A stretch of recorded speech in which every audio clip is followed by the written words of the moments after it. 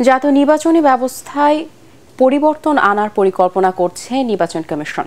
একদিনের পরিবর্তে ধাপে ধাপে নির্বাচন করতে চায় কমিশন। আগারগাঁওয়ে কমিশন ভবনে ট্রান্সপারেন্সি ইন্টারন্যাশনাল বাংলাদেশ টিআইবির সাথে বৈঠক শেষে প্রধান নির্বাচন কমিশনার কাজী হাবিবুল আওয়াল কথা জানান। এছাড়া আগামী নির্বাচন ইভিএমে করার বিষয়ে পরিকল্পনার কথা জানিয়েছে কমিশন। রিপোর্ট করছেন ইয়াসিন রানা।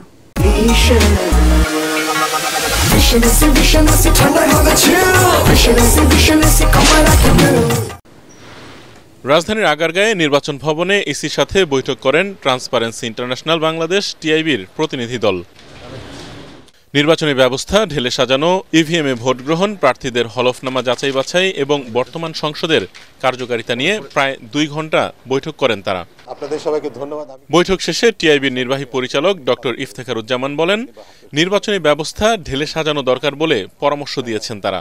নির্বাচন হয় একদিনে সারা দেশে, বিশাল একটা কর্মযজ্ঞ, সেটিকে ভেবে দেখা দরকার, যেটা সেটা না করে পর্যায়ক্রমে করা যায় কিনা।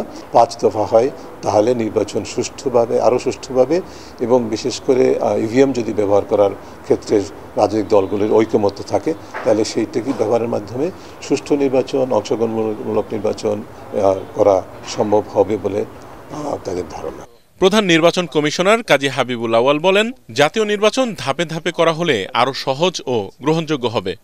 জাতীয় নির্বাচনটাকে যদি স্ট্যাগারিং করা যায় তাহলে ম্যানেজমেন্টটা অনেক সহজ হয়ে যাবে এবং ভোট কেন্দ্রগুলোকে অধিক সংখ্যক ফোর্সেস মোবিলাইজ করা, ডিপ্লয় করা সহজ হবে, মনিটরিংটা সহজ হবে। সেটা হচ্ছে স্ট্যাগার্ড ইলেকশনের মাধ্যমে।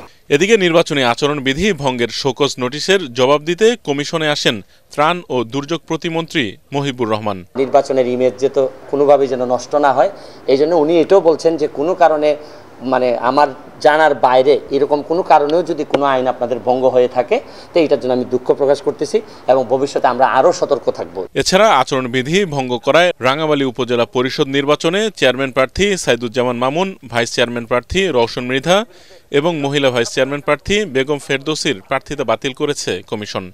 ইয়াসিন রানা, এটিএন বাংলা, ঢাকা।